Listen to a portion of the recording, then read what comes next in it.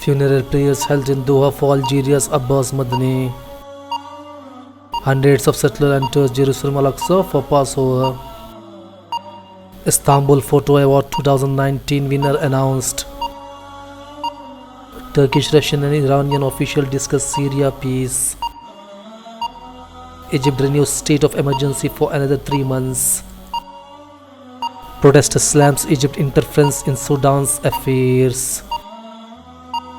Istanbul to host international conference on Palestine. US and Qatari foreign ministers discuss countering Iran. Tunisian authorities stop TV channel from broadcasting. Anti-Muslim attitudes widespread in Germany, report. Gunman kills anti-polio vaccinator in southwest Pakistan. China and Pakistan discuss security cooperations.